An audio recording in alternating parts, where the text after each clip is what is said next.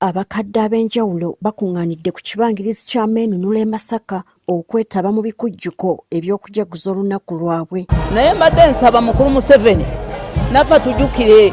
Eno abakadde gye bakukkulumidde gavumenti olw'okulemererwa okuteeka eddagala mu malwaliro gaayo. Ng'abakadde situfuna ddagala bagembe tugenda mu ddwaliro batusaba ssente ng'ate situzirina. Tusaba buyambi batuwe ku ddagala batujjanjabe akati amaaso tegakyalaba. Obuweereza butono eddagala teririiyo. Bagamba nti batawaanyizibwa nnyo endwadde kyokka bwe bagenda mu ddwaliro ate ne babasaba enguzi ekibamalamu amaanyi. Tusaba Mukama waffe abatugondezeemu ku basawo babeeko n'ekisa ku bakadde bagende abakadde nti bakadde nga bazze nti muteekewo akatundu bwe kati abakadde nga bazze batuukire wano babayambe mangu. Okusinziira ku bakinvinvi wadde baweza emyaka egifuna ssente z'abakadde nti nazo tebazifuna nga n'abazifuna bagamba obusente bwa lumagamaga bw'ogeraageranya n'obwetaavu bwe balina. Obusente butono nnyo naye bw'ogenda okunoonya kati bw'oloweza kiro ya sukaali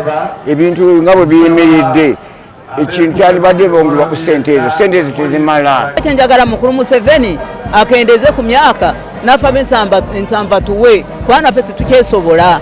Twagala batuwe akasente akasobola okutubeezaawo at least emitwalo nga 5 omwezi. Minisita omubeezi ow'ekikula ky'abantu Dominic Gidudu Mafaabi agamba abakadde bakyasanga okusoomoozebwa okw'okutulugunyizibwa mu mbeera ez'enjawulo. Older persons also experience different forms of violence, abuse, neglect and isolation, as well as high rates of poverty.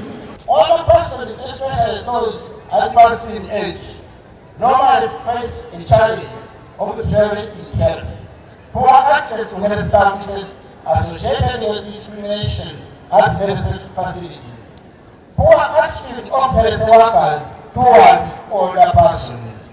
Ono era ayagala abakadde balowoozebweko ku nsonga ya ndagamuntu. We need an affirmative action in the upcoming NIRA registration for both older persons and people with disability to be registered at village level instead of sub-county level, which is not accessible.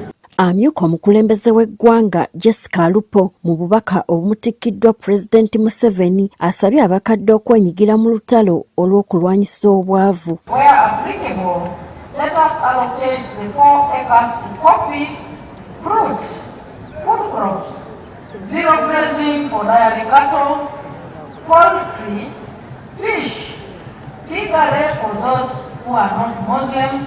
Alupo era akunze abakadde okukola dduyiro ng'erimu ku kkubo ery'okulwanyisa endwadde. Every morning and evening, let us embrace simple walking and other exercises to keep the body active.